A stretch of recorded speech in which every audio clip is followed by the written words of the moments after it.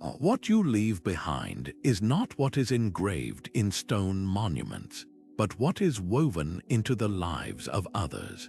These words, spoken by Pericles of Athens over 2,000 years ago, capture the essence of a leader whose vision didn't just build monuments, it built an era.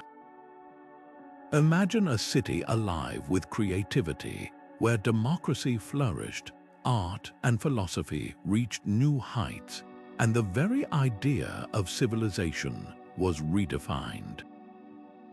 This was Athens under Pericles, a man whose decisions didn't just shape his own time but echoed across centuries, influencing how we think about leadership, strategy, and the power of human potential even today. But how did one man orchestrate such a transformation? How did he turn Athens into the beating heart of the ancient world, a place where thinkers like Socrates and playwrights like Sophocles thrived? The answer lies in a series of pivotal moments, choices, battles, speeches, and alliances that reveal the depth of his genius. From the grand construction of the Parthenon to the strategic brilliance of the Delian League, Pericles didn't just lead, he redefined what leadership could be. His story isn't just about ancient history, it's a masterclass in how vision, persuasion, and calculated risk can alter the course of a society. And here's the remarkable thing, the lessons of Pericles aren't locked in the past.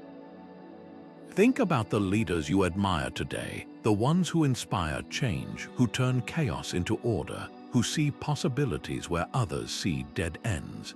The same principles that guided Athens' golden age, clear communication, bold innovation, and an unshakable belief in the power of collective ambition, are the very tools modern leaders use to navigate our complex world.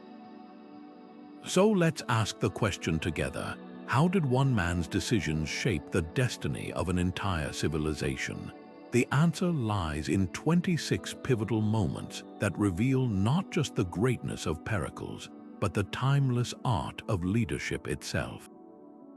Pericles entered the world with advantages few Athenians could dream of, born into one of the city's most powerful aristocratic families, the Alcmaeonids, a lineage steeped in political influence and military glory. But privilege alone didn't shape the man who would redefine Athens. It was the extraordinary minds he surrounded himself with from an early age. His tutor, the philosopher Anaxagoras, taught him to question the world with reason rather than superstition, planting the seeds of a leadership style rooted in logic and debate. Meanwhile, the musician and thinker Damon introduced him to the power of persuasion, how rhythm, rhetoric, and emotional resonance could move crowds and forge consensus. These weren't just lessons, they were tools Pericles would later wield to unite a fractious city behind his vision. Yet his upbringing was a paradox. The same aristocratic networks that opened doors for him also exposed him to the flaws of a system that concentrated power in the hands of a few.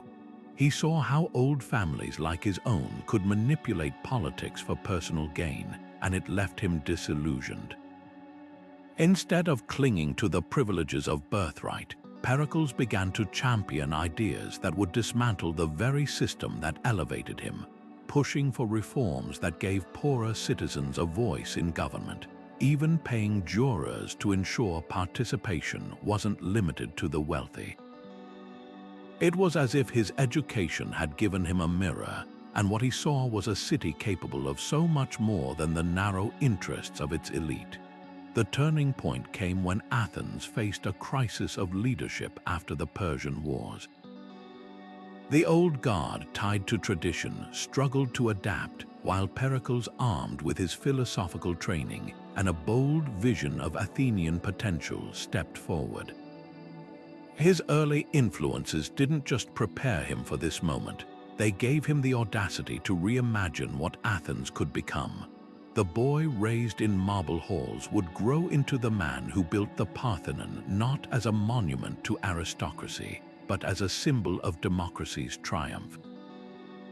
And it all began with a choice to use his privilege not for personal glory, but to lift an entire city into its golden age. Pericles didn't just step onto the political stage, he reshaped it entirely. His first major move in Athenian politics wasn't a cautious bid for power, but a bold strike at the heart of the old aristocratic system. Aligning with the reformer Ephiats, he took aim at the Areopagus, a council of elite former archons that had long dominated Athenian decision-making. This wasn't just a bureaucratic adjustment, it was a revolution disguised as a legal reform.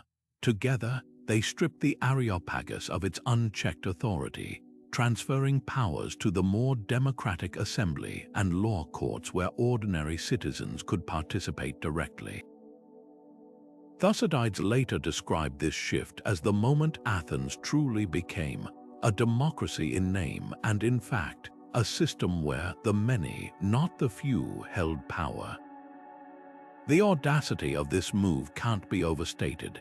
Imagine a young politician today dismantling an institution like the Supreme Court or House of Lords. It was that seismic. Pericles and Ephiats faced fierce backlash, with conservative factions branding them as dangerous radicals.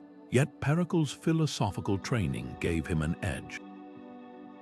Where others relied on tradition, he wielded reason and rhetoric, arguing that true stability came not from elite control, but from empowering the demos, the people.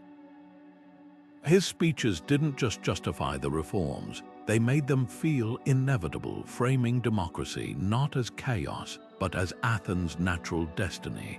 This victory came at a cost. Ephiats was assassinated shortly after their reforms passed, a stark reminder of how high the stakes were. But Pericles, now thrust into the spotlight, didn't retreat. Instead, he turned his attention to another pillar of the old order, the wealthy general Simmon, who favored alliances with Sparta and a more conservative approach. Their rivalry wasn't just personal, it was a clash of worldviews. Where Simmon saw Athens as one power among many, Pericles envisioned it as something unprecedented. A city that could lead not through brute force, but through the sheer brilliance of its ideas. And as their struggle unfolded, it wouldn't just change Athenian politics, it would redefine the balance of power across the entire Greek world. The clash between Pericles and Cimmon wasn't just a personal rivalry, it was a battle for Athens' soul. Cimmon, the war hero who had led Athens to victory against Persia, believed Sparta was a natural ally, even marrying his sister to a Spartan king to cement the bond. But Pericles saw Sparta's rigid militarism as a threat to Athens' flourishing democracy and creative spirit. Their differences came to a head when Sparta, facing a Helot revolt, urgently requested Athenian aid. Cimmon, ever the loyalist, rallied troops to help only to be humiliatingly dismissed by the suspicious Spartans. This was Pericles' moment. Seizing on the public outrage, he painted Cimmon as out of touch, a man who prioritized Spartan interests over Athenian dignity. The tool he used was as old as Athenian democracy itself, ostracism. Every year, citizens could vote to exile any figure deemed too powerful for the city's good by scratching names onto pottery shards. Pericles didn't just campaign against Cimmon, he turned the vote into a referendum on Athens' future. Should the city cling to old alliances or forge its own path? When the shards were counted, Cimmon was banished for 10 years and Pericles' faction emerged unchallenged. But this wasn't just about removing a rival. It marked a strategic pivot away from land-based warfare dominated by Sparta and toward the naval power Athens could uniquely wield. The consequences rippled across the Aegean.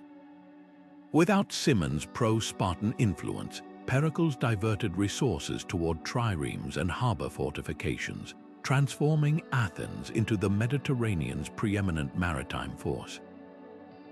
He understood that control of the sea meant control of trade, tribute, and ultimately empire. And as Athenian ships patrolled the waters, their decks crewed by the poorest citizens who now had stakes in the system, democracy grew stronger. The oarsmen of the fleet became as vital as the hoplites of the phalanx, a shift that would define Athens' golden age. Yet Pericles knew military power alone wouldn't secure his vision. With Simmon gone and the treasury swelling from Delian League tribute, he turned to an even more audacious project, rebuilding Athens itself, not as a fortress but as a beacon, a city whose splendor would proclaim democracy's triumph to the world. The stage was set for the Parthenon's marble to rise, but every block would rest on the foundation of that earlier, ruthless political victory. For Pericles, greatness wasn't given. It was taken, one calculated risk at a time. The Parthenon wasn't just a temple, it was Pericles' declaration to the world. Rising atop the Acropolis, its gleaming marble columns and intricate sculptures stood as proof that democracy could produce beauty rivaling any kingdom's wealth. But this wasn't vanity, it was strategy. Pericles understood that power wasn't just about armies or taxes, it was about prestige. By rebuilding the temples destroyed during the Persian Wars, he sent a message. Athens wasn't merely recovering, it was ascending to heights no Greek city had ever reached. The Parthenon became the crown jewel of this vision, a monument so perfect in its proportions that even today, architects marvel at its optical illusions, the subtle curves of its columns, designed to appear straight to the human eye, a metaphor for democracy itself, meticulously crafted to serve the people. Funding such grandeur sparked immediate controversy. The Delian League, originally a defensive alliance against Persia, had amassed a treasury meant for emergencies. Pericles proposed using it to rebuild Athens, arguing that as long as the city could defend its allies, the money was well spent. His critics howled. Thucydides the Elder, no relation to the historian, accused him of gilding Athens like some vain woman. But Pericles countered with cold logic. The projects employed thousands of artisans, sailors to transport materials, and merchants supplying them, injecting silver into every layer of society.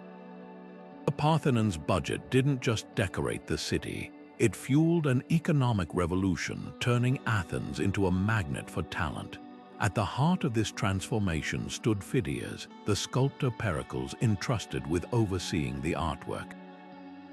His colossal gold and ivory statue of Athena Parthenos, towering inside the temple, wasn't merely religious, it was political. The goddess' shield bore carvings of Greeks battling Amazons, a none too subtle allegory for Athens' triumphs. Yet Phidias' genius became a liability when enemies accused him of embezzling gold meant for the statue. Though acquitted, the scandal clung to Pericles, whose opponents whispered that his inner circle was as corrupt as the tyrants of old. Even his lover, the philosopher Aspasia, faced charges of impiety, attacks thinly veiled as piety but aimed squarely at him. The backlash wasn't confined to Athenian politics. Sparta watched with growing alarm as Athens' skyline shifted. To them, the Parthenon's splendor wasn't cultural achievement, it was provocation, proof that their rivals' ambitions knew no bounds. When Corinth and other allies began grumbling about Athens' theft of league funds, Sparta found willing ears.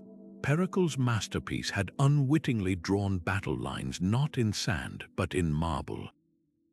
Every ship bearing Pentelic stone to the Acropolis, every chisel shaping gods in Athens' image, fed the resentment that would soon ignite the Peloponnesian War.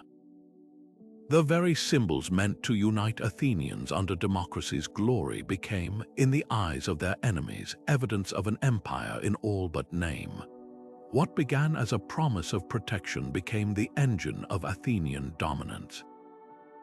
The Delian League, founded after the Persian Wars to guard against future invasions, was supposed to be a coalition of equals, city-states pooling resources for mutual defense. But under Pericles' leadership, it morphed into something far more ambitious. The treasury, originally housed on the neutral island of Delos, was quietly moved to Athens under the pretext of safekeeping. This wasn't just a change of address, it was a power grab disguised as practicality. Suddenly, the gold meant for triremes and soldiers became fuel for Pericles' grand projects: the Parthenon's marble, the long walls connecting Athens to its port, the lavish festivals celebrating the city's cultural supremacy. Thucydides documented the transformation with piercing clarity. Member states that once contributed ships to the alliance found themselves strong-armed into paying silver instead, a shift that left Athens controlling the Mediterranean's most formidable navy while reducing others to mere taxpayers. When Naxos dared to withdraw, Pericles sent the fleet to crush their rebellion, sending a chilling message: membership wasn't voluntary anymore. The League's original ideals of freedom now masked an empire built on tribute and intimidation. Even the language changed. What Athenians called contributions were, to their allies, nothing short of extortion. Resentment simmered across the Aegean. The island of Thossos, punished for minting its own coins, saw its mines confiscated. Aegina, once a rival naval power, was stripped of its fleet and forced to kneel. With each crackdown, Athens' allies realized too late that they hadn't joined a partnership, they'd become subjects. Pericles justified it all with a velvet-gloved pragmatism, arguing that stability required Athenian oversight. "We do not exercise our power like tyrants," he proclaimed, "but as leaders of a free people."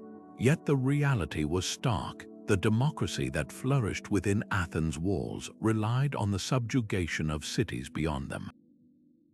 The irony was inescapable. The same navy that defended Greek freedom now patrolled the waters to enforce Athenian demands. The League's original purpose, to deter Persian aggression, became secondary to funding monuments that broadcast Athenian glory. When Sparta's allies pointed to the Parthenon's gilded statues as proof of Athenian arrogance, they weren't entirely wrong. Every ounce of silver funneled into the Acropolis deepened the divide, until the very alliance meant to unite Greece became the tinderbox that would ignite the Peloponnesian War. Pericles' gamble was clear. Athens could either remain one city among many, or it could rise as the undisputed heart of the Greek world. The Delian League's transformation wasn't just policy, it was the price of greatness.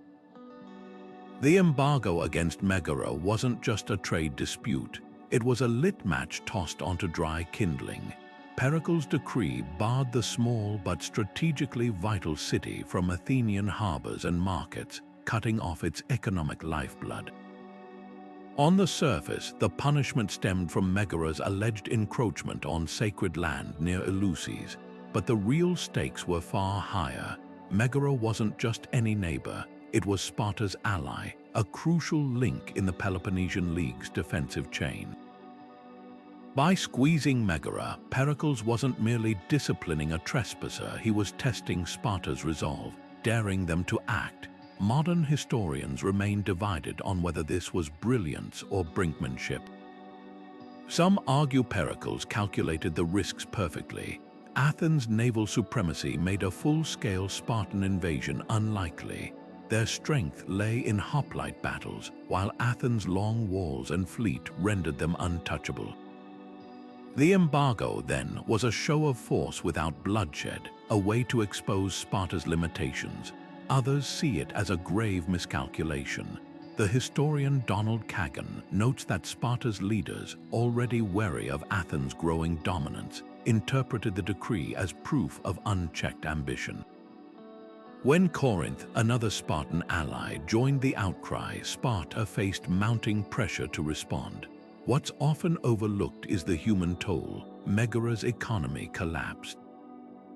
Markets once bustling with Athenian grain and pottery grew desolate. starvation crept into households, turning a political gambit into a humanitarian crisis.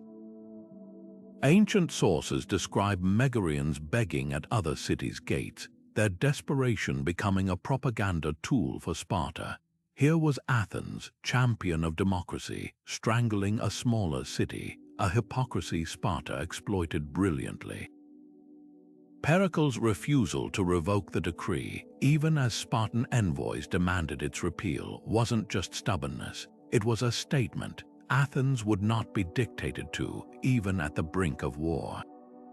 The Peloponnese erupted. Sparta's assembly voted that Athens had broken the 30 years' peace. Their treaty meant to prevent outright war, but Pericles, ever the strategist, had anticipated this. His famous speech to the Athenian assembly laid out the cold calculus: retreat now, and more demands would follow. Stand firm, and though war might come, Athens' walls and treasury made victory inevitable. He framed conflict not as a choice, but as the price of greatness. Yet for all his foresight, Pericles underestimated one thing: the unpredictable fury of pride. Sparta's kings couldn't back down without losing face. Athens wouldn't yield without conceding weakness. The Megarian decree, a seemingly minor sanction, became the pivot on which peace shattered. As Spartan troops mustered at the Isthmus of Corinth, the stage was set for a war that would consume Greece for decades, and Pericles, the architect of Athens' golden age, would soon face his greatest test, leading a city of thinkers and artists through the brutality of total war. The drums of war echoed across Greece in the spring of 431 BCE, but Pericles' strategy defied every convention. While Sparta's fearsome hoplites marched into Attica, burning crops and villages, the Athenian general did something unimaginable. He ordered his citizens to abandon their farms and retreat behind the towering long walls connecting Athens to its port at Piraeus.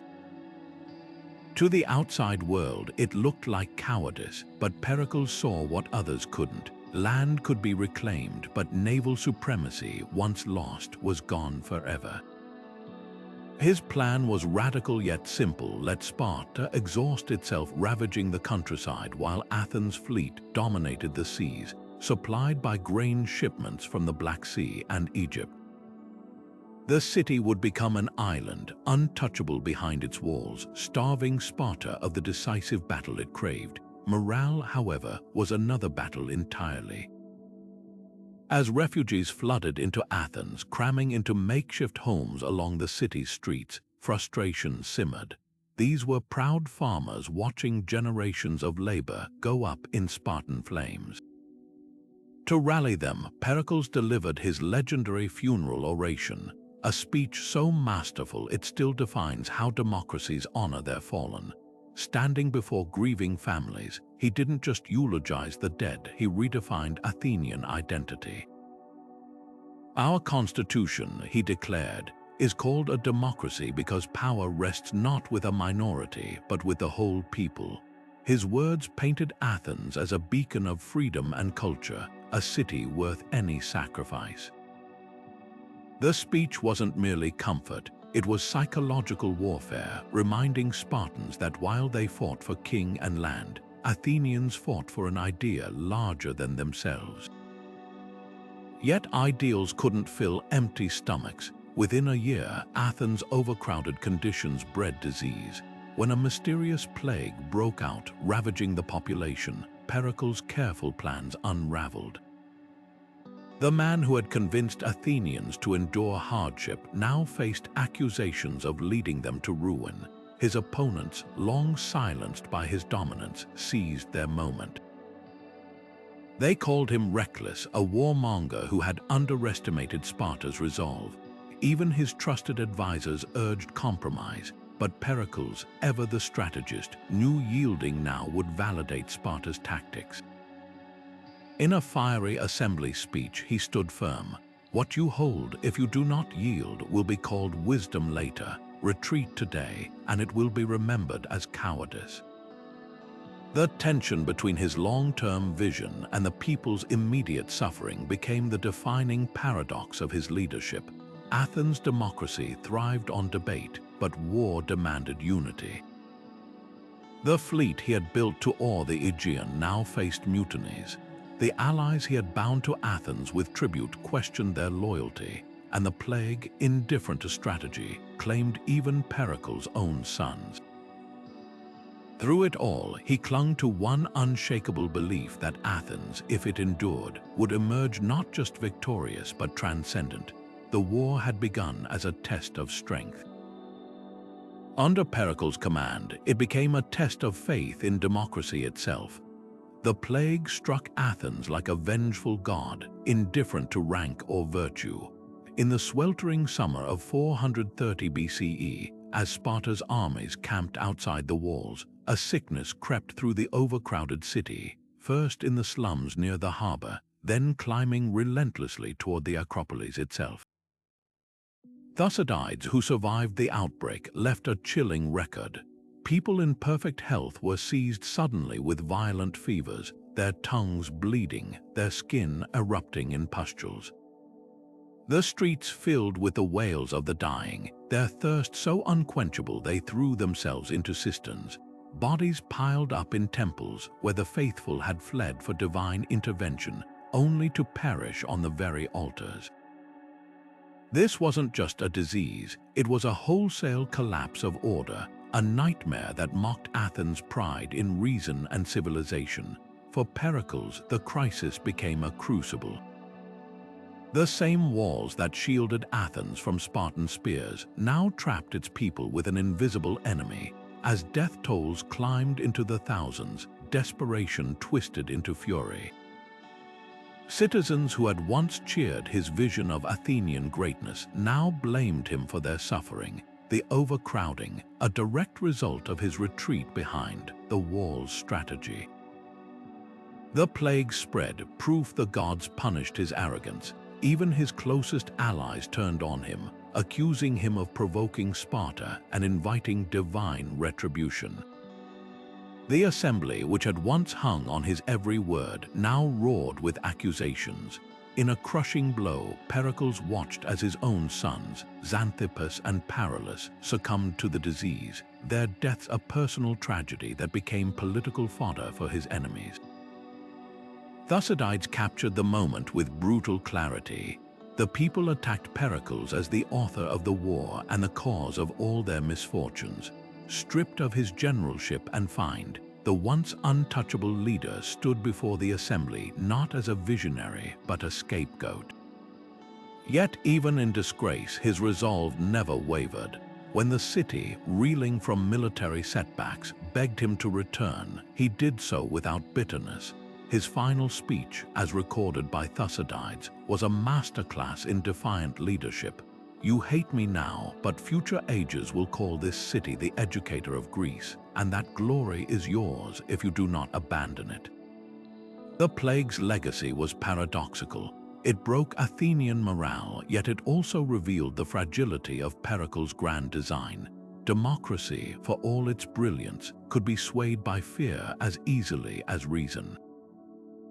The navy that dominated the seas couldn't stop a microbe, and the leader who had outmaneuvered kings and rivals found himself powerless against the one force no strategy could anticipate, the caprice of fate.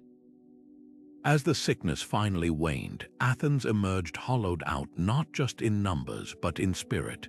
Pericles, though reinstated, would not live to see the war's end. The plague had stolen more than lives. It had cracked the foundation of the golden age he'd built, and in those fissures, the seeds of Athens' eventual downfall quietly took root. The people's love for Pericles had always been as fickle as the Aegean winds, fierce in calm, vanishing in storm.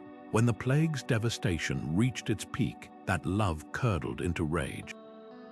Athenians who had once cheered his grand visions now pointed to the overcrowded streets, the bodies stacked like firewood, the Spartan fires visible from the walls. The very strategies that had made Athens untouchable, the long walls, the naval dominance, now felt like traps. And so, in a bitter twist, the assembly voted to strip Pericles of his generalship, charging him not just with military failures, but with embezzlement. The accusation was audacious, that he had siphoned public funds to fuel his building projects and line his friends' pockets. His trial became a spectacle of democratic fury. The prosecutor, a firebrand named Cleon, painted Pericles as a tyrant in democratic clothing, wielding the treasury like a personal purse. The evidence, circumstantial at best, gossip about Phidias' gold, whispers about Aspasia's influence, the sheer opulence of the Parthenon itself. But Pericles, ever the strategist, understood the real charge wasn't financial, it was emotional. Athens needed someone to blame, and who better than the architect of their suffering? His defense was as calculated as his policies. He didn't beg, he didn't produce account ledgers. Instead, he stood before them and asked one piercing question. Have I served Athens for 30 years only to be accused of stealing from her now? The silence that followed was more telling than any verdict. Yet the damage was done. Fined and humiliated, Pericles retreated from public life, but not for long. Within months, Athens faced disaster without him. Military campaigns faltered, the assembly squabbled. The same citizens who had scorned him now sent envoys to his home, pleading for his return. His response was neither triumphant nor resentful. He simply stepped back into leadership as if he'd never left, a testament to his belief that Athens' survival mattered more than his pride. Those final years would test that belief like never before. Plague returned, claiming his sister and nearly his own life. The war dragged on, its costs mounting. Yet even as his body weakened, his vision for Athens never dimmed. In his last speech, recorded by Thucydides, he spoke not of victory or vengeance, but of legacy, how future generations would remember, a city that dared to dream bigger than its walls. When he succumbed to the plague in 429 BCE, Athens mourned not just a leader, but the living embodiment of its golden age. His true triumph wasn't in never falling, but in rising each time, proving that even democracy's brightest stars must weather the darkness to leave their light behind. The plague that had ravaged Athens showed no mercy, not even to the man who had shaped its destiny. In the autumn of 429 BCE, Pericles, architect of the Acropolis, champion of democracy, and strategist of the Peloponnesian War, succumbed to the same disease that had already claimed his sons and countless citizens. Thucydides, who chronicled the war with unflinching detail, recorded the moment with solemn clarity. When Pericles died, the Athenians felt the loss deeply, not just as a leader, but as the last man who could unite their fractious city under a single vision. His death wasn't merely the passing of a statesman, it was the unraveling of an era. The immediate aftermath was chaos. Without Pericles' steady hand, Athens' assembly fractured into warring factions. Cleon, the brash populist who had once prosecuted Pericles, now seized the spotlight, advocating for aggressive strikes against Sparta. Nicias, cautious and pious, pushed for peace at any cost. Neither possessed Pericles' ability to balance bold strategy with democratic restraint. Plutarch later wrote that Athens, like a ship without its helmsman, veered between recklessness and paralysis, a city suddenly adrift despite its unmatched navy and wealth. The Delian League, which Pericles had held together through a mix of persuasion and force, began to crack as allies sensed weakness. Ancient historians agree on one haunting truth: Pericles' successors lacked his long view. Where he had seen the war as a test of endurance, a conflict Athens could win by leveraging its naval supremacy, and waiting out Sparta's land-based might his replacements chased quick glory. The disastrous expedition to Sicily, launched 15 years later, would prove the point. Thucydides blamed the catastrophe on leaders who acted for personal ambition rather than the city's good. a stark contrast to Pericles' famous funeral oration, where he declared that Athenian greatness lay in citizens who could recognize the city's interests as their own. Yet history's judgment of Pericles would prove as complex as the man himself. Even his critics conceded that no one else had wielded democracy's tools with such precision, using speech, not force, to guide the assembly. His building projects, once dismissed as vanity, became enduring symbols of human achievement, and his strategy, though criticized during the plague's darkest days, was later vindicated when Sparta, unable to breach Athens' walls or match its navy, sought peace in 421 BCE. The irony was cruel. The peace came too late for Pericles, but it confirmed his belief that Athens' resilience would outlast Spartan aggression. The true measure of his legacy, however, lay not in marble or military victories, but in an idea that a city could thrive by empowering its people. Centuries later, the Roman Cicero would call Pericles the one leader who made Athens immortal, not through conquest, but by proving that democracy, when guided by wisdom and restraint, could elevate a society beyond the sum of its parts. His death marked the end of Athens' golden age, but the light of that age, the belief in human potential he had kindled, would never fully fade. Even in defeat, the city he loved would remain, as he promised, the school of Greece. And the man who had shaped its soul would become, in death, the standard by which all future leaders were measured. Democracy before Pericles was like a stage with only a few actors, wealthy elites debating in the assembly while the poor watched from the sidelines, unable to afford time away from their fields or workshops. But Pericles didn't just open the doors to that stage. He built a whole new theater, his most revolutionary reform, introducing pay for jury service and public office, a seemingly simple change that transformed Athenian politics overnight. Suddenly, a potter or fisherman could serve alongside aristocrats without fearing financial ruin. Critics called it bribery, a way to buy loyalty from the masses. Supporters saw it as liberation democracy finally living up to its promise of equality. The numbers spoke volumes. Where earlier juries had been dominated by the propertied class, records show a surge in participation from all levels of society after pay was instituted. One surviving court case lists jurors ranging from a wealthy shipowner to a humble tanner, their votes carrying equal weight. Yet Pericles' opponents, led by the conservative Thucydides the Elder, warned this was tyranny in disguise. He turns the mob into his personal weapon, they claimed, arguing that paid jurors would blindly support his policies to keep their wages flowing. There's truth in the critique. Pericles did wield unprecedented influence, winning re-election as strategos for 15 consecutive years. But was this control or consensus? His speeches, meticulously recorded by Thucydides, reveal a leader who didn't dictate but persuaded, using reason rather than force to align the city's will with his vision. Modern parallels leap to mind. Think of political leaders who have expanded voting access or instituted policies like universal mail-in ballot measures that opponents often frame as power grabs, while advocates hail them as democratic milestones. The tension Pericles navigated still echoes today. How to balance broad participation with effective governance, how to lead without silencing dissent.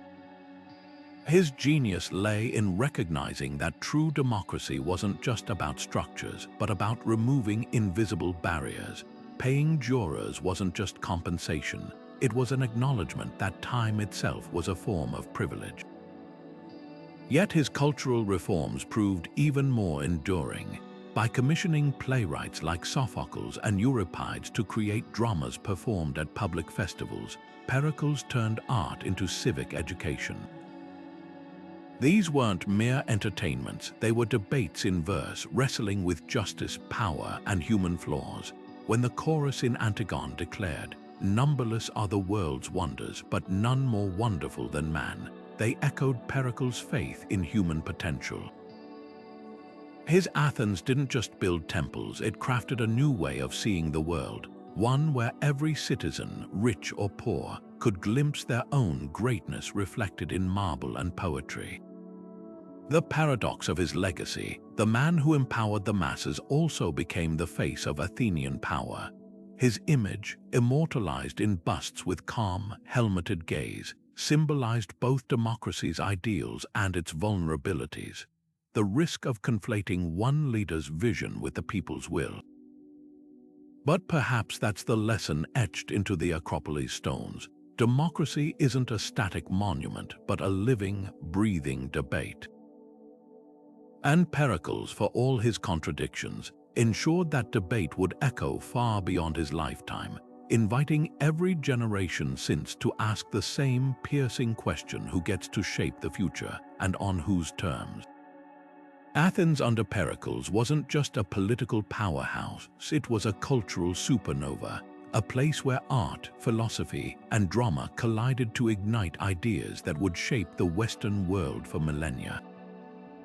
The city's golden age wasn't an accident. It was the direct result of Pericles' belief that democracy's true strength lay not just in laws, but in the minds of its citizens.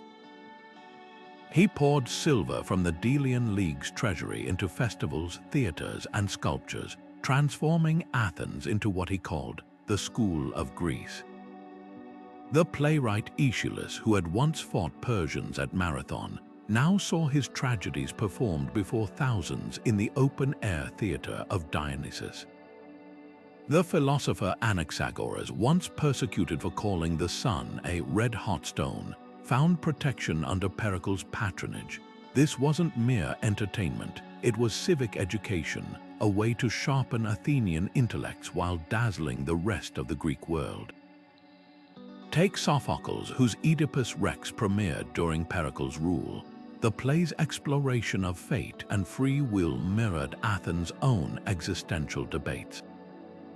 When Oedipus declares, "I am the land's avenger," audiences heard echoes of Pericles' speeches about civic duty. Or consider Socrates, the gadfly of Athens, who wandered the agora questioning everything, a practice only possible in a city that tolerated, even celebrated, dissent. Pericles understood that a democracy thrives on examined lives, and his policies created the space for that examination. The sculptor Phidias didn't just carve statues. He shaped Athena's likeness to embody the city's ideals, her helmet decorated with scenes of Greeks battling centaurs, a metaphor for civilization's triumph over chaos. Yet this cultural explosion wasn't just about prestige. Pericles weaponized creativity. When allied cities sent tribute to Athens, they weren't just funding triremes, they were bankrolling dramas that glorified Athenian values. The Great Dionysia Festival, where tragedies competed for prizes, doubled as soft power, drawing visitors from across Greece who left humming choruses about justice and hubris.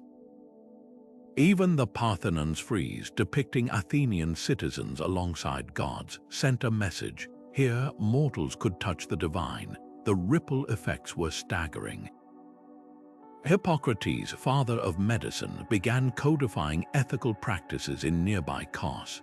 Herodotus, the father of history, moved to Athens, where his accounts of Persian wars found eager listeners. This intellectual ecosystem didn't just happen, it was cultivated. Pericles' decree that the city should sponsor poor citizens' theater attendance ensured that wisdom wasn't a luxury for elites. A fishmonger could debate Antigone's moral dilemmas just as fiercely as an aristocrat, but for all its brilliance, this cultural renaissance had a military edge. The same ships that secured grain routes also carried Athenian plays to distant ports. The long walls shielding the city weren't just defenses, they were the arteries of an idea, ensuring that even under siege, Athens could keep thinking, creating, and redefining what a society could be. As philosophers pondered justice and playwrights wrestled with destiny, Pericles was already envisioning the next frontier. innovations in warfare that would turn Athens' navy into an unstoppable force. The chisel shaping marble and the oar steering triremes were, in his mind, tools of the same grand project, building a city so luminous that neither Sparta's spears nor time itself could dim its light. Pericles didn't just command the sea, he rewrote the rules of warfare itself. At a time when Greek cities measured strength in phalanxes and hoplite shields, he bet everything on Athens' fleet, turning triremes into the ultimate weapon. These sleek warships, powered by the muscle and sweat of 170 rowers, were the F-16 fighter jets of the ancient world, fast, lethal, and expensive to maintain. But Pericles saw what others didn't. While Sparta's infantry could crush any army on land, Athens' navy made the Aegean its personal chessboard.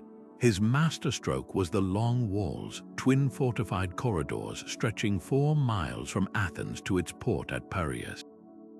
Imagine a city transforming itself into an island, its lifeline to the sea unbreakable even as Spartan torches burned the countryside. The strategy was as simple as it was revolutionary. Let Sparta's farmers exhaust themselves ravaging Attica's olive groves. Athens would simply resupply by sea, its grain ships slicing through the waves from Egypt and the Black Sea. While Sparta's kings grumbled about Athenian cowardice refusing to fight like real men, in open battle Pericles coolly reminded his citizens, "Trees, though cut and lopped, grow up again quickly, but if you deprive men of their freedom, they will never recover."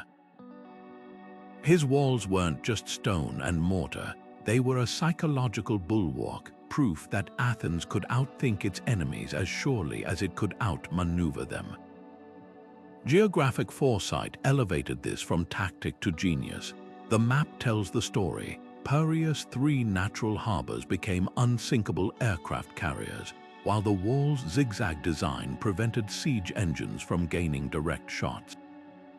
Modern military historians note how Pericles essentially invented the concept of force projection, using naval mobility to strike distant targets while remaining untouchable at home. When rebellions flared in allied cities like Somos, Athenian triremes appeared within days, their bronze rams a grim punctuation to any thoughts of defiance.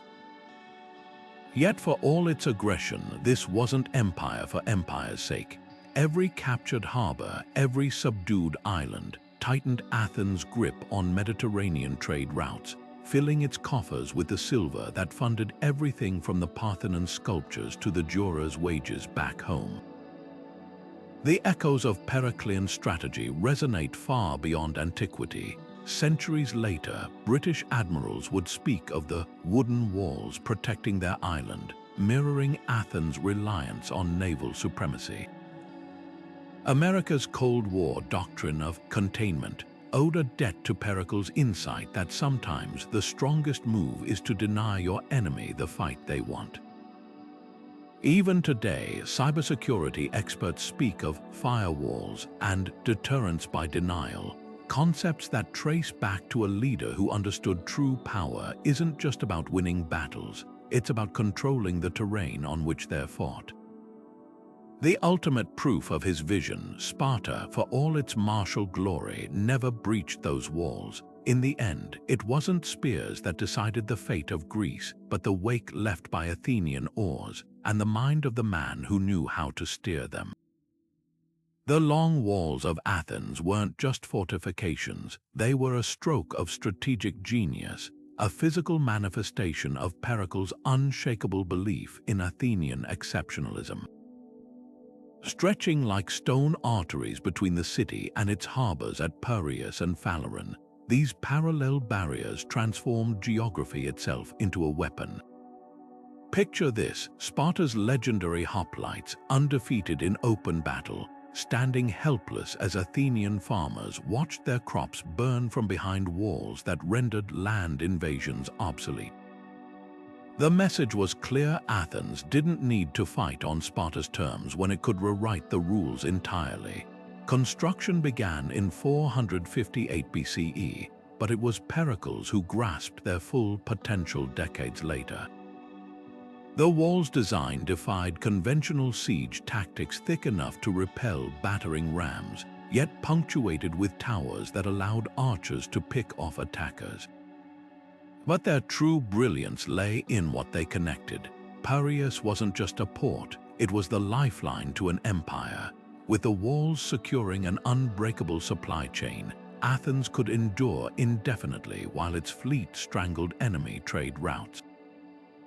Thucydides captured the psychological impact. The Spartans found themselves staring at walls that mocked their very idea of warfare.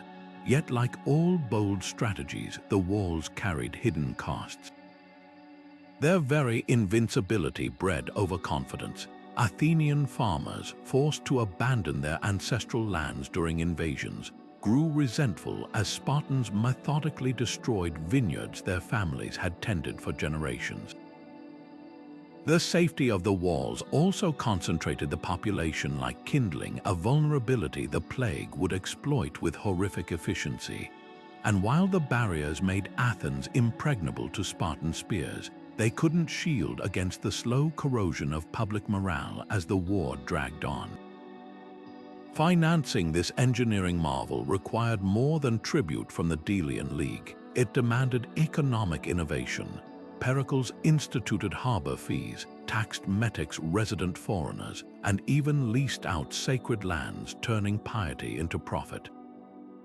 The walls became a mirror of Athenian ambition, dazzling in scale, reliant on control of the sea, and ultimately dependent on the loyalty of subjects who might one day question why their silver paid for another city's glory.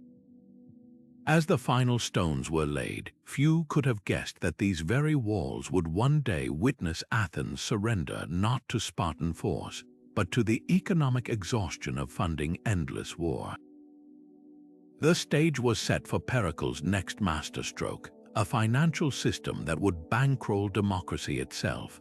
The silver flowing into Athens from the Delian League wasn't just funding marble and mortar, it was rewriting the rules of ancient economics. Pericles turned tribute into an engine of prosperity, transforming Athens into the Mediterranean's bustling marketplace.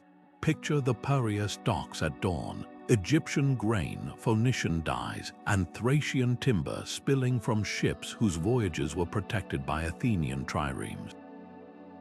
Merchants from Syracuse to Sardis haggled under striped awnings, their transactions taxed just enough to fill the city's coffers without stifling trade. This wasn't accidental wealth, it was economic architecture as deliberate as the Parthenon's columns. Critics, then and now, question the morality of Pericles' financial maneuvering. When allied cities like Miletus or Somos sent their annual tribute ostensibly for collective defense, they watched in dismay as their silver paved Athenian streets and gilded Athenian statues. The philosopher Isocrates later quipped that Athens had turned the Aegean into its private estate, squeezing allies to bankroll its grandeur.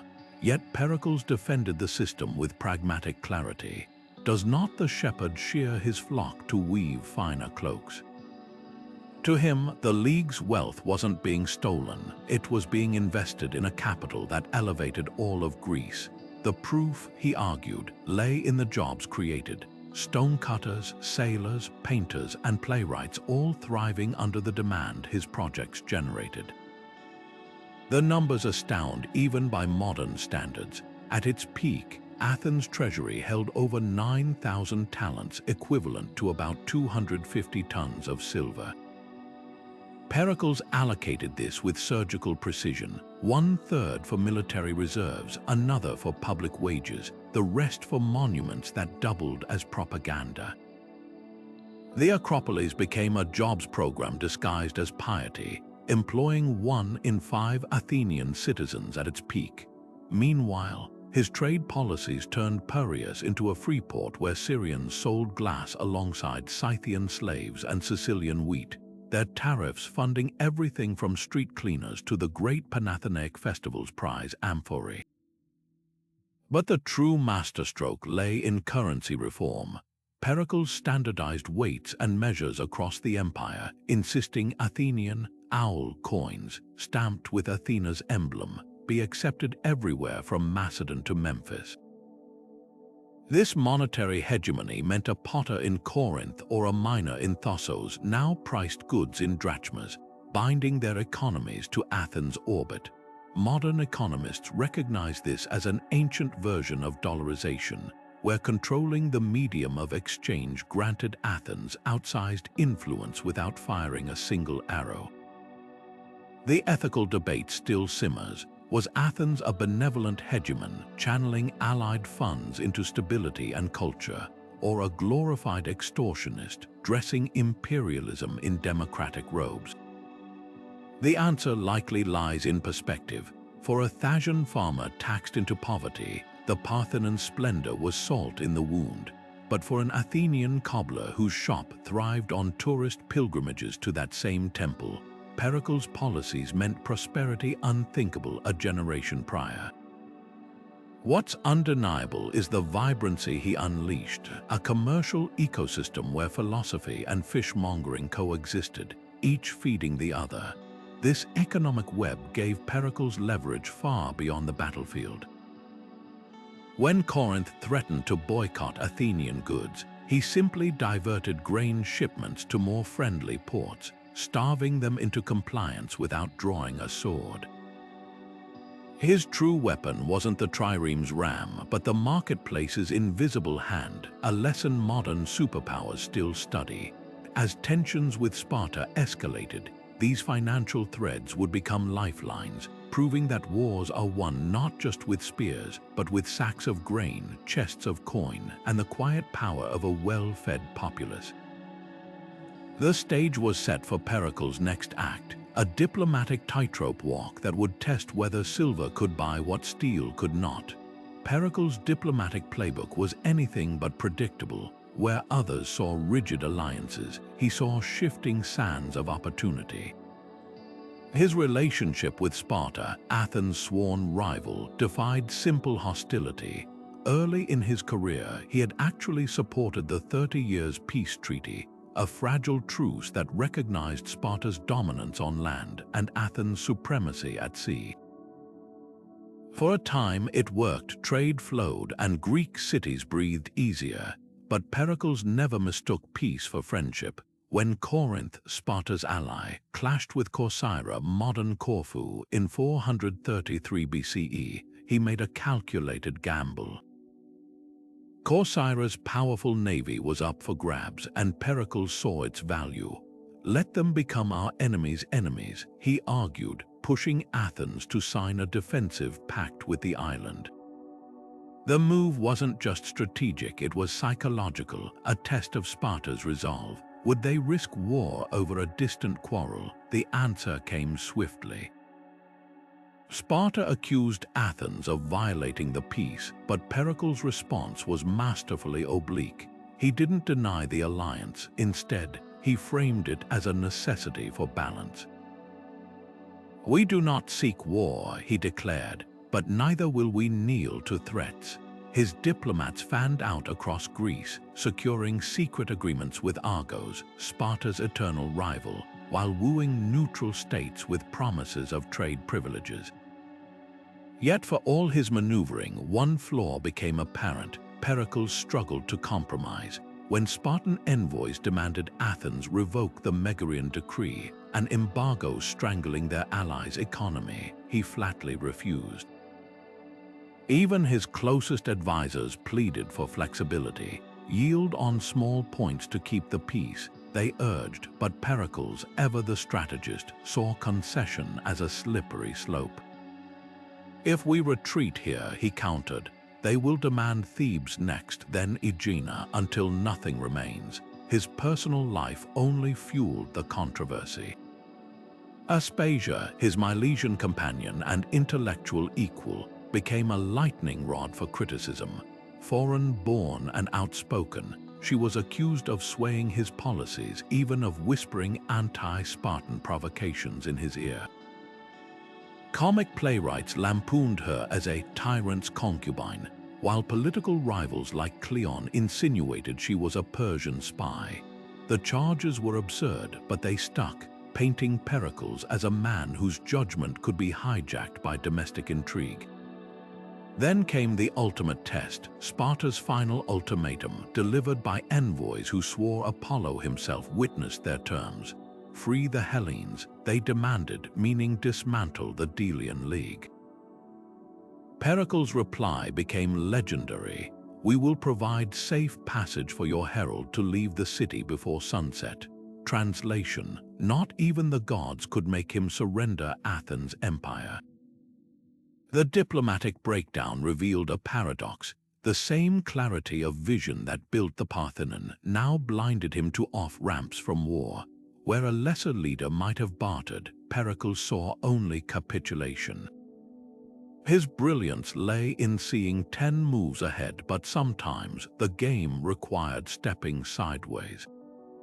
As Spartan armies massed at the isthmus, even his staunchest supporters wondered, had the architect of Athens' golden age just engineered its greatest crisis?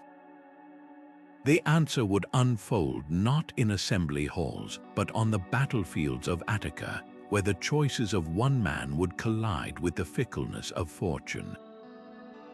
Aspasia of Miletus was no ordinary companion. She was Pericles' intellectual equal in a world that barely tolerated educated women, let alone foreign-born ones who debated philosophy with Socrates and lectured aristocrats on rhetoric. Her very presence in Athens sparked whispers. How could the city's foremost statesman, a man who crafted laws on citizenship and morality, share his life with a woman outside traditional Athenian norms? The comic playwrights seized on this hypocrisy with glee. Aristophanes painted her as a harlot philosopher corrupting Athens' youth, while Cratinus joked that Pericles' famous speeches were actually Aspasia's words dripping from his lips.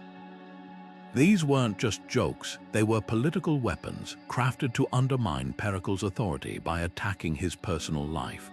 The scandal reached its peak when Pericles' enemies dragged Aspasia into court on charges of impiety, a thinly veiled attempt to humiliate him through her.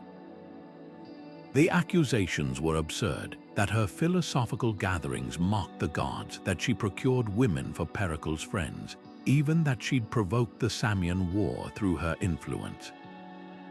Though Pericles famously broke down in tears to secure her acquittal, the damage was done. The trial exposed a bitter truth. In Athenian politics, even the most brilliant leader could be vulnerable through those he loved. Yet Aspasia was far more than a liability. Her salon became a nexus where thinkers like Anaxagoras and Socrates exchanged ideas that would shape Western philosophy. Some historians argue she co-authored portions of Pericles' funeral oration, its feminist undertones praising Athenian women for raising sons who died gloriously, echoing her own unconventional views. The paradox was striking. The same woman decried as a foreign seductress may have helped craft the defining speech of Athenian democracy. For Pericles, the attacks revealed a harsh lesson about power. His enemies couldn't defeat him on the battlefield of ideas, so they targeted his private life. Yet instead of distancing himself from Aspasia, he stood by her openly, a defiance that cost him politically but cemented his reputation as a man who lived by his principles. The scandals also exposed democracy's darker edges, how easily public discourse could devolve into personal smears, a tactic as familiar today as it was in ancient Athens. As the war with Sparta escalated, Pericles would need every ounce of that resilience, for the next assault wouldn't come from comic poets or courts, but from an invisible enemy. Even the long walls couldn't stop the plague. Pericles didn't just speak to crowds, he orchestrated them. His voice was more than a tool. It was an instrument of democracy, finely tuned to stir hearts and steel resolve. Nowhere was this clearer than in his funeral oration, delivered to honor Athenians fallen in war. Thucydides preserved its words, and even today they pulse with a power that transcends time. Our constitution does not copy the laws of neighboring states. We are a pattern to others rather than imitators ourselves. This wasn't mere praise, it was a masterclass in political alchemy, turning grief into pride, loss into purpose. Where other leaders might list battles or eulogize the dead, Pericles reframed sacrifice as civic glory, binding mourners to the idea that their loved ones died not for dirt or gold, but for a way of life worth defending. The speech's structure reveals his genius. He opens not with the fallen, but with Athens itself, its laws, its culture, its openness to strangers. Only then does he pivot to the dead, positioning them as natural extensions of the city's ideals. The effect was hypnotic. Listeners didn't just mourn soldiers, they recommitted to the democracy those soldiers embodied. Modern politicians still borrow this technique, wrapping policy in patriotism. Think of Lincoln's Gettysburg Address echoing Pericles' concision, or Churchill's wartime speeches mirroring his blend of defiance and hope. Yet Pericles' oratory went deeper than imitation. His speeches weren't performances, they were dialogues with the Athenian soul, tailored to a city that thrived on debate.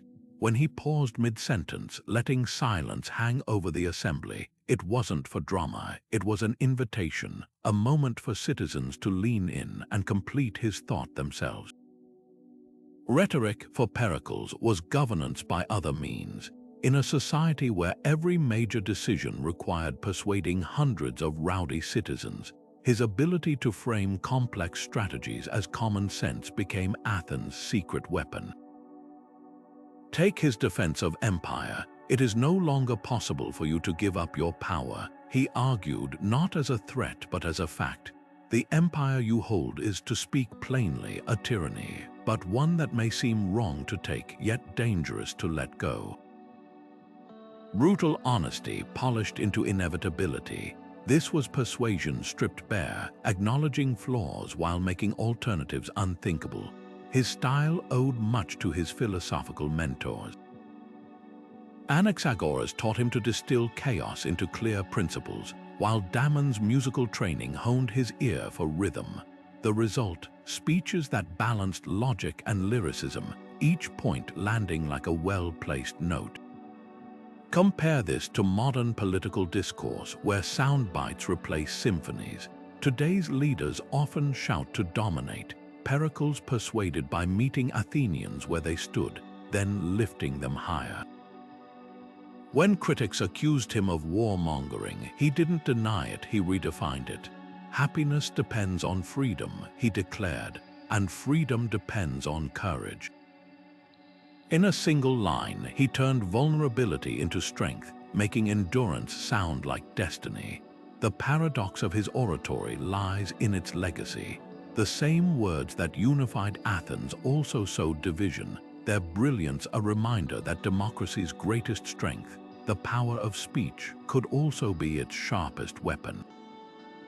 As Sparta's envoys learned, debating Pericles was like grasping smoke. Just when you thought you had him, his logic slipped away, leaving only the echo of a city too proud to yield.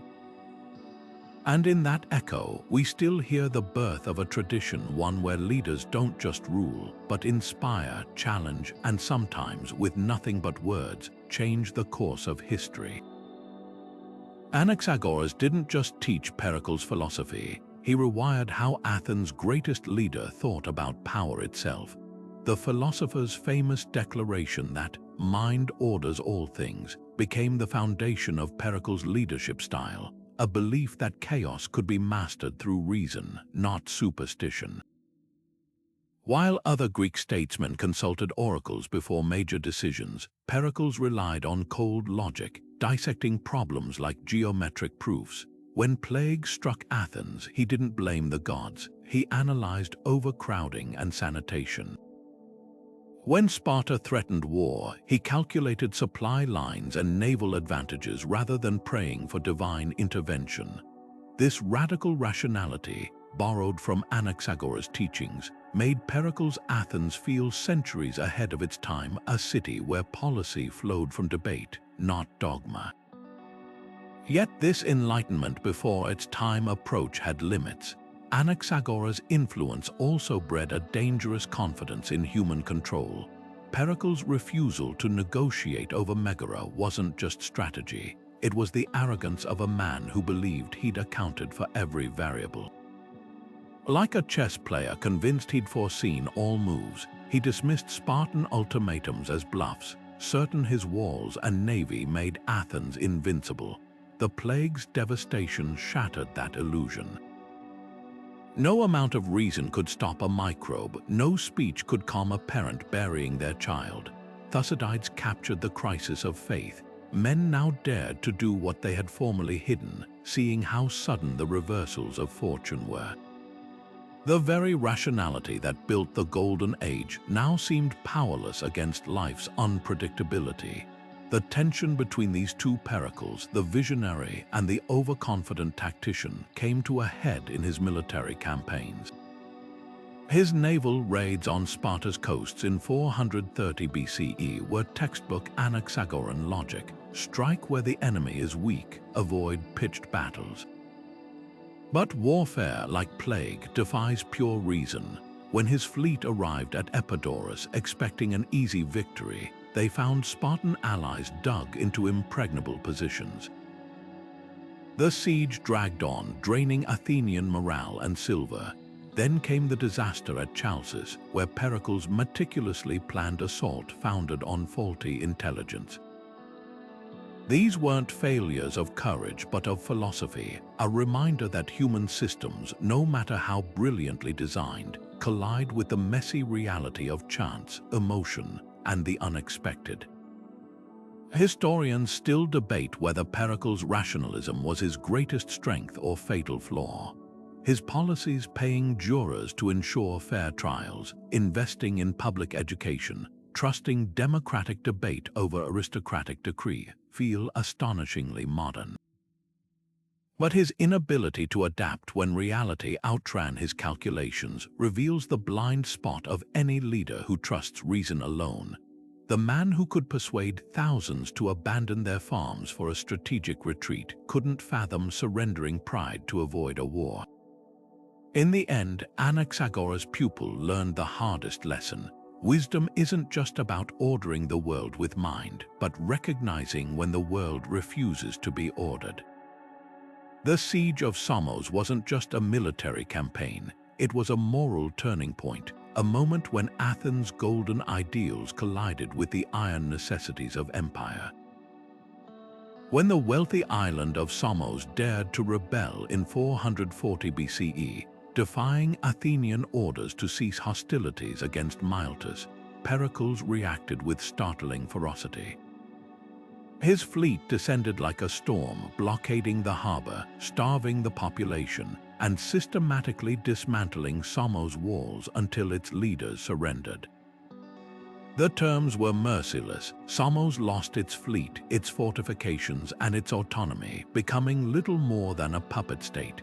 To Athenian allies watching across the Aegean, the message was clear: loyalty wasn't optional.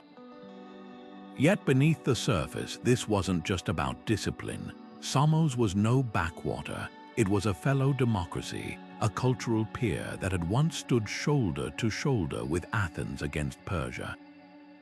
Its crime, asserting independence in a system that demanded obedience. Pericles justified the brutality with chilling pragmatism. Empire is like a cloak. Once you put it on, you cannot take it off without exposing yourself to the cold. His logic was flawless, his methods ruthless. The historian Plutarch recounts how Pericles, usually a master of persuasion, ignored Somos' pleas for negotiation, opting instead for a 9-month siege that left the island broken. The moral contradictions are impossible to ignore. Here was the champion of Athenian democracy, the man who paid poor citizens to participate in government, crushing another democracy's right to self-rule. Even his allies winced. The playwright Euripides, whose works Pericles often sponsored, penned lines that cut close to the bone. The strong do what they can, and the weak suffer what they must. Was this the inevitable cost of greatness, or had Athens become the very tyranny it once fought? Pericles' defenders point to strategic necessity. Somos controlled vital trade routes to the Black Sea, Athens' grain lifeline. Let one ally rebel and others might follow, unraveling the Delian League into chaos. But critics saw hypocrisy. The same leader who built the Parthenon as a beacon of freedom now used its gilded statues to cast shadows over Greek independence. The siege also exposed a deeper tension in Pericles' vision, his belief that Athens wasn't just a city but an idea. To him, Somos wasn't being subjugated, it was being brought into alignment with a higher purpose. This philosophical sleight of hand framing domination as enlightenment would echo through history. Rome would later claim to civilize the barbarians, colonial powers to uplift the conquered. Pericles' genius lay in making imperialism feel like destiny, his speeches weaving conquest into the fabric of Athenian identity. Yet the siege's aftermath left scars. When the Samians finally surrendered, their broken walls became a monument not to Athenian glory, but to the price of resisting it. And in that price, we see the paradox of Pericles' legacy. The man who lifted Athens to unprecedented heights also lowered its moral ceiling, proving that even the noblest visions can cast dark shadows. The siege forced Athenians to confront an uncomfortable question. What made them different from the very empires they scorned? Pericles' answer, delivered in speeches and stone, was that Athens' power served a higher ideal. But ideals, as Somos learned, can be sharpened into weapons. As the city turned its gaze from the smoldering ruins of rebellion to the gleaming marbles of the Acropolis, the line between guardian and oppressor grew dangerously thin. And in that tension, the next chapter of Pericles' story would unfold, one where the builder of democracy would have to defend it not from external enemies, but from the fractures within. Pericles didn't just rule Athens, he redefined what it meant to be Athenian.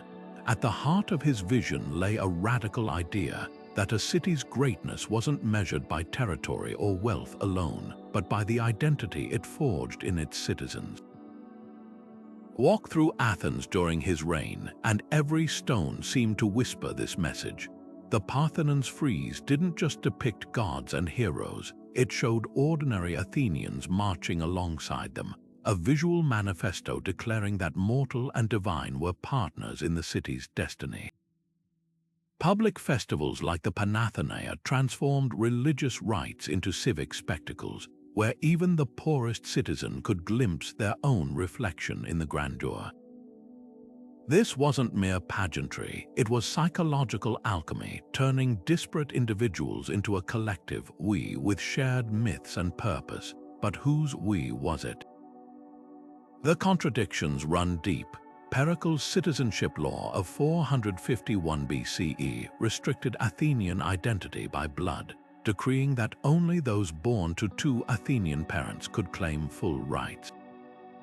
Suddenly, longtime residents with one foreign parent, even allies from fellow Greek cities, found themselves demoted to second-class status.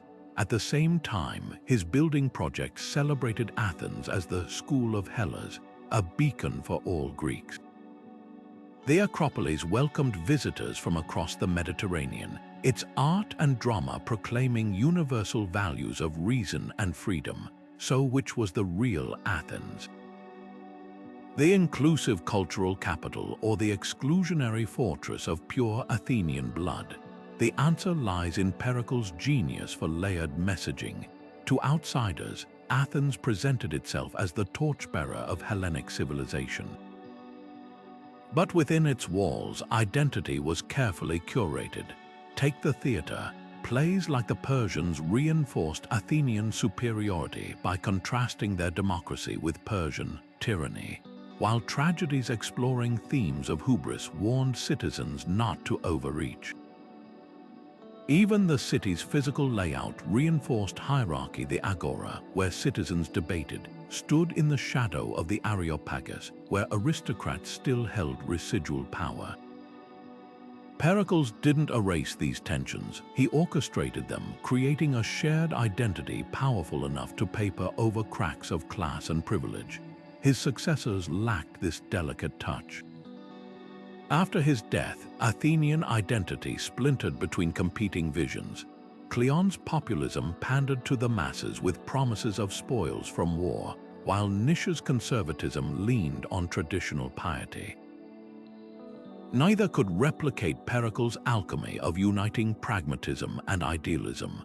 The disastrous Sicilian expedition exposed the wrought Athenians no longer fought for an idea of their city, but for plunder or fear.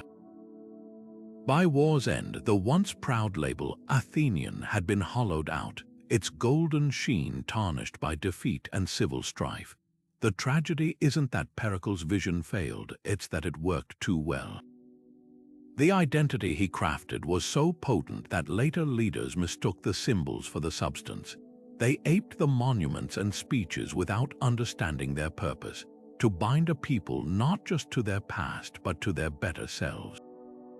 When Thucydides wrote that Pericles led Athens, in name as a democracy but in fact as its first citizen, he captured the paradox: true unity isn't enforced, it's inspired. And without the man who could balance pride with wisdom, Athens' identity became not a compass, but a relic. The death of Pericles left Athens like a ship without its captain, still formidable but drifting toward chaos. Where Pericles had balanced democracy with decisive leadership, his successors swung between reckless aggression and paralyzing caution. Cleon, the loudest voice in the assembly after Pericles' passing, embodied the worst of this shift. A tanner by trade with a voice like grinding stone, he dismissed strategy as aristocratic dithering, replacing Pericles' calculated naval campaigns with brute force assaults. His disastrous attack on Spartan held Pylos in 425 BCE, though initially successful, squandered Athenian lives for fleeting glory. Thucydides, no admirer of Cleon, painted him as the antithesis of Periclean restraint. He mistook shouting for wisdom and cruelty for strength. Then came Nicias, wealthy and pious, whose fear of risk became its own kind of danger. Where Pericles had turned the Delian League's treasury into an engine of cultural and military power, Nicias hoarded silver like a miser, starving the fleet of vital repairs.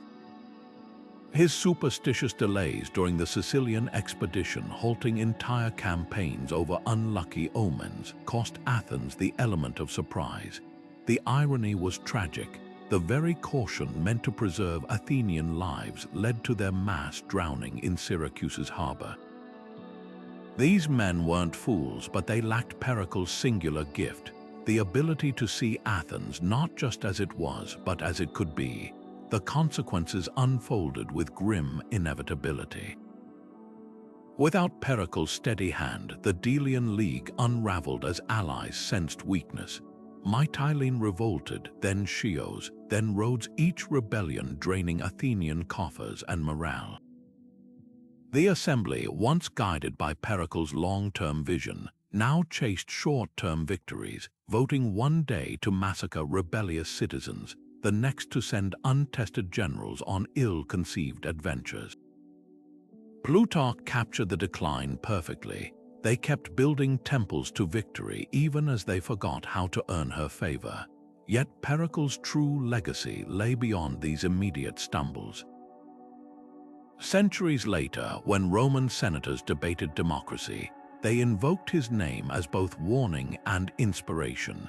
Enlightenment thinkers like Montesquieu pored over Thucydides' accounts, extracting lessons about balancing popular will with expert leadership.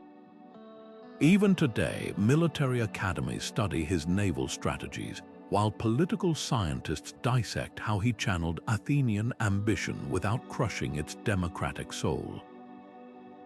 The man who warned that happiness depends on freedom and freedom on courage understood that civilizations aren't judged by their wealth or power alone, but by the ideas they nurture and the leaders capable of shepherding those ideas through storm and strife.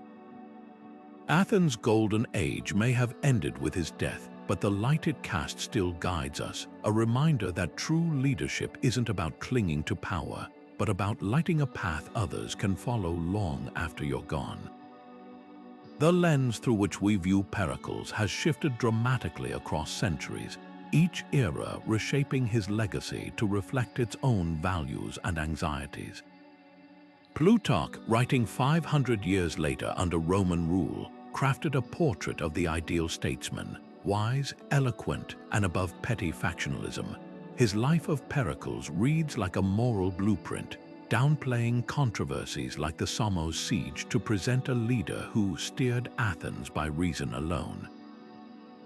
Yet even Plutarch couldn't ignore the contradictions, noting how Pericles' democratic reforms coexisted with his unchallenged dominance, asking readers, can one man truly embody both popular rule and singular authority? Modern historians dissect these contradictions with sharper tools. 19th-century scholars like George Grote celebrated Pericles as democracy's founding father, framing his era as the apex of human progress, a narrative that conveniently mirrored Europe's own imperial ambitions. Then came the backlash. The 20th century's darker turns led thinkers like Donald Kagan to scrutinize the gilded myth, pointing to the Megarian decree's recklessness or the Delian League's exploitative taxation. This wasn't just leadership, argues classicist Mary Beard. It was power dressed in a toga. The pendulum swung further with post-colonial readings, where scholars like Vincent Azoulay recast Pericles' Athens not as a beacon, but as a prototype of cultural imperialism, its Parthenon funded by coerced tribute, its democracy reliant on silenced allies. Yet beyond academic debates, Pericles' true endurance lies in how his ideas outgrew their ancient context. When America's founding fathers designed checks and balances, they invoked his balance of popular participation and elite guidance.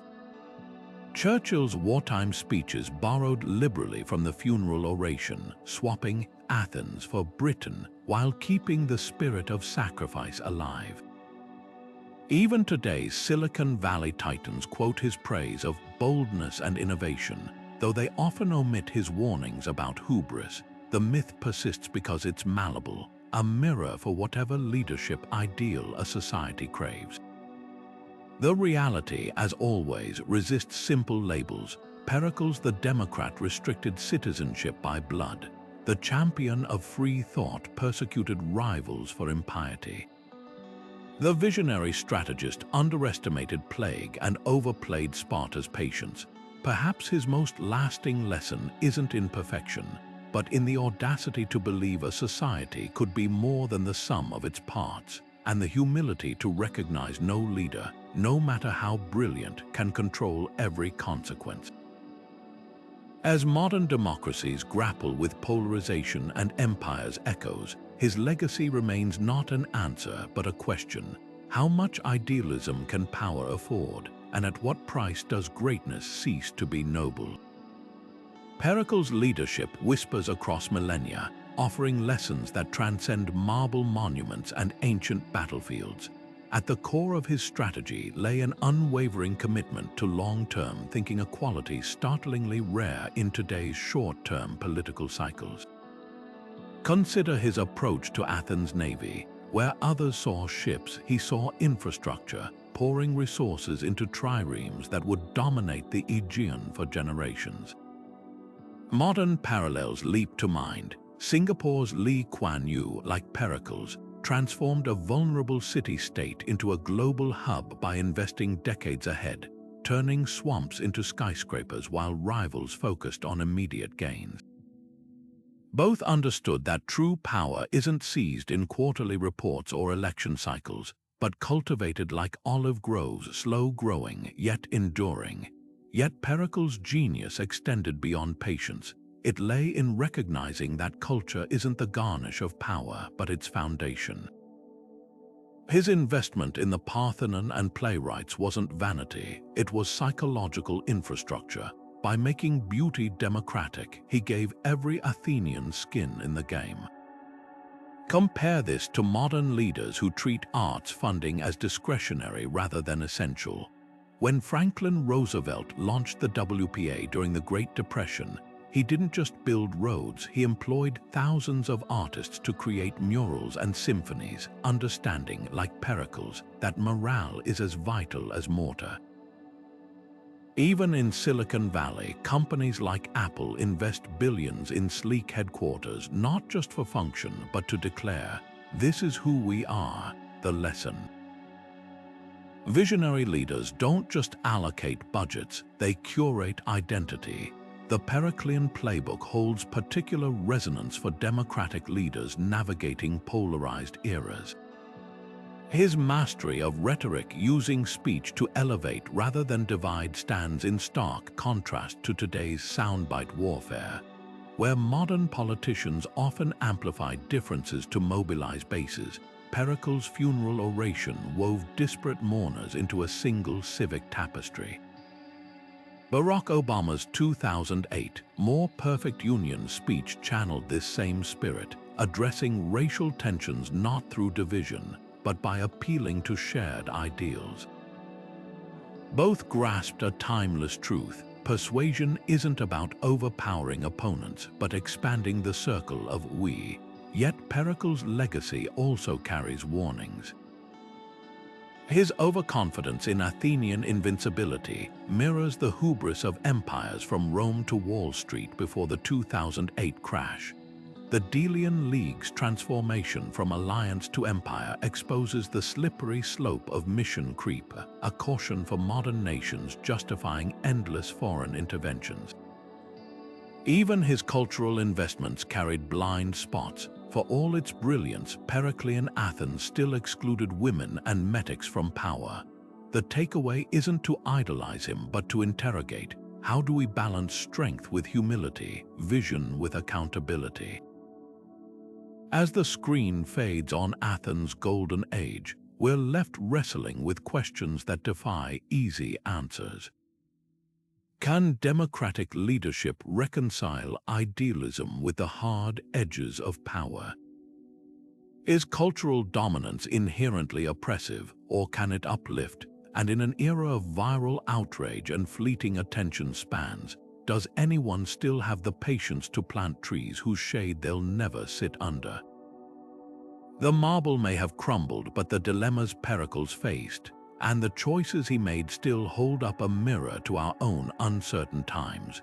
What we see reflected there isn't just history, but the unchanging challenge of leadership itself, to steer societies through storms without losing sight of the stars. Even brilliant leaders make fateful miscalculations, and Pericles' legacy is no exception. The Megarian decree stands as one of history's most debated gambits. Was it a strategic masterstroke or a reckless provocation? By banning Megara from Athenian markets and harbors over a border dispute, Pericles didn't just punish a small neighbor, he lit the fuse that would ignite the Peloponnesian War. Ancient sources like Plutarch claim he refused to revoke the embargo despite Spartan pleas, believing Athens' naval supremacy made them untouchable. But modern historians like Donald Kagan argue this overconfidence blinded him to the human factor. Sparta's pride couldn't tolerate public humiliation, no matter the military odds. The decree became a case study in unintended consequences. What began as a show of strength hardened Spartan resolve, uniting Greece's fractious city-states against Athens. Then came the plague, a crisis that exposed the fragility of even the most carefully laid plans. Pericles' decision to cram Athens' population behind the long walls was tactically sound but socially catastrophic. Thucydides' harrowing account describes families piled 10 to a room, drinking from contaminated wells, while Spartan fires burned just beyond the walls. Critics argue Pericles failed to adapt when reality outran his logic. Why not rotate citizens to less crowded areas? Why no contingency for disease when overcrowding was inevitable? His defenders counter that no ancient leader could have anticipated a pandemic's speed, yet even then, his refusal to acknowledge missteps eroded public trust. The same oratory that once inspired now rang hollow to parents burying children. The heart of the debate lies in leadership itself. Pericles' greatest strength, his unwavering vision, became his fatal flaw when circumstances demanded flexibility. Unlike modern democracies with checks and balances, Athenian leadership relied heavily on one man's judgment. When the assembly turned on him mid-plague, stripping his generalship, it wasn't just anger. It was the system's safety valve failing. Contrast this with Themistocles, who adapted tactics based on enemy movements, or modern crisis leaders like New Zealand's Jacinda Ardern, whose empathetic pivot during COVID saved lives. Pericles' tragedy wasn't lacking brilliance, but lacking the humility to recalibrate. Yet before we judge too harshly, consider the impossible choices he faced. Lifting the Megarian decree might have averted war but invited more demands. Evacuating the long walls could have spared lives but left Athens vulnerable. Leadership often means choosing between bad options, a truth as relevant today as in ancient Greece. The real lesson isn't in identifying his worst mistake, but in recognizing that even visionary leaders operate with imperfect information. Pericles' legacy challenges us to ask, when does conviction become obstinacy, and how do we balance bold vision with the courage to course correct? As the final moments of his story unfold, these questions linger like shadows on the Acropolis, reminders that history's greatest leaders are neither gods nor fools, but humans navigating the fog of their times. Pericles didn't just build a city, he built a belief. Of all his achievements, the most overlooked isn't found in marble or military victories, but in something far more intangible: his cultivation of civic pride as Athens' most potent weapon. While Sparta's strength lay in iron discipline and Persia's in gold, Pericles bet everything on a radical idea that a people who truly believe in their collective greatness will endure hardships no empire can impose. This wasn't mere propaganda, it was psychological infrastructure carefully constructed through every speech, festival, and stone placed on the Acropolis. Take the Panathenaic festival, where Athenians of all classes paraded through the streets bearing a sacred robe for Athena's statue. On the surface, a religious rite. But look closer, the procession's route past the Agora's law courts, the theater of Dionysus, and finally the Parthenon itself, a living map of Athenian identity linking justice, culture, and divine favor. Even the poorest citizen weaving that robe could feel their hands shaping history. Modern cities still chase this alchemy. When Paris designed its grand boulevards or Washington laid out the National Mall, they weren't just planning streets. They were scripting civic experience, just as Pericles did. His genius lay in making pride participatory. Unlike despots who hoarded glory, Pericles distributed it. The funeral oration didn't praise generals, it honored common soldiers by name.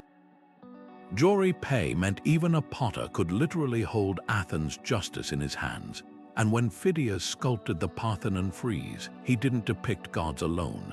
He carved ordinary Athenians marching alongside them, their faces lifted in shared purpose. This was democracy's secret sauce, not just freedom to participate, but the visceral thrill of mattering. The contrast with Sparta reveals the strategy's brilliance. Where Spartan boys were taken from families to be forged into faceless warriors, Athenian youths learned their city's myths in schools open to all. Where Sparta's art consisted of grim battle trophies, Athens' theaters debated mercy, justice, and power lessons in citizenship disguised as entertainment. Pericles understood that unity imposed by fear shatters under pressure. but unity chosen through shared identity bends without breaking. When plague and war came, it was this pride that kept Athens fighting long after logic said surrender.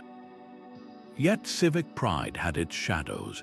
The same force that rallied Athenians to defend their walls also fueled arrogance toward allies. The Parthenon splendor wasn't just inspiration, it was a flex, its sculptures of Greeks defeating Amazons and centaurs broadcasting Athenian superiority. Modern nations still wrestle with this duality. America's moon landings inspired global awe but also reinforced Cold War tensions. China's Belt and Road Initiative builds bridges while signaling dominance. Pericles Athens reminds us that collective pride walks a knife's edge between cohesion and exclusion. The ultimate test came as the Peloponnesian War dragged on. Even after Pericles' death, that ingrained pride outlasted his leadership. Citizens who'd once grumbled about strategy now fought for something deeper than victory, the idea that their city, however battered, represented civilization itself.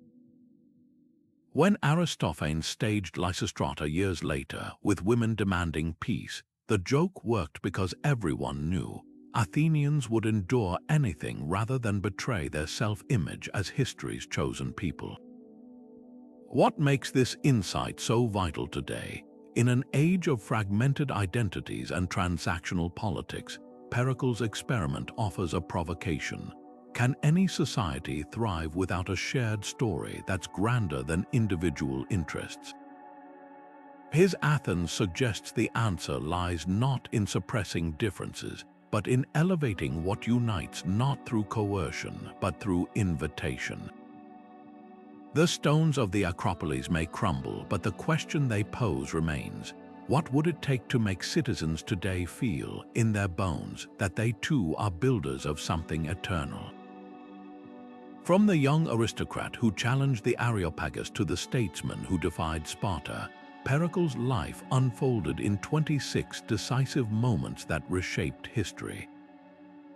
It began with his radical reforms paying jurors to empower the poor, stripping power from the elite, and proving democracy could govern an empire. Then came the strategic masterstrokes, transforming the Delian League into an Athenian treasury, building the long walls to defy Sparta's armies, and commissioning the Parthenon as a monument to democratic brilliance.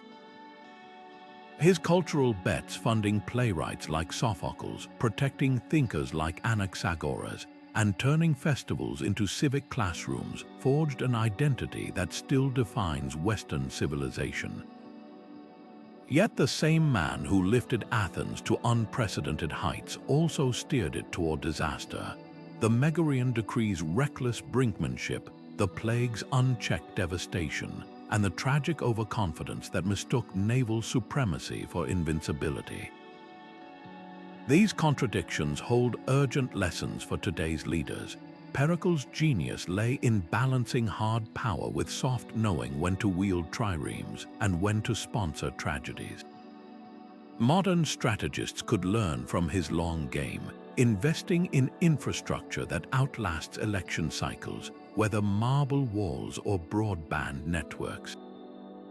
His cultural foresight mirrors Silicon Valley's mantra that brand is destiny, except Pericles understood that true influence isn't just about logos, but about values etched into stone and story.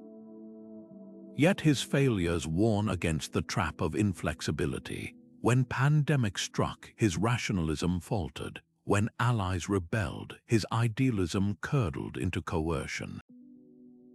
The leader who declared Athens the school of Greece forgot that even teachers must sometimes listen. So what endures not just the ruins of the Acropolis, but the idea that leadership is ultimately about belief, the audacity to imagine a society's potential, and the humility to serve it. Pericles' legacy whispers across millennia. Greatness isn't measured in tribute or territory, but in how deeply you weave your vision into the lives of others. The playwrights he funded still shape our stories. The democracy he refined still frames our debates. The choice he never faced, whether to cling to power or nurture institutions that outgrow their founders, still tests every leader today. As the screen fades on Athens' golden age, one question remains. When future historians study your era, what indelible threads will they trace back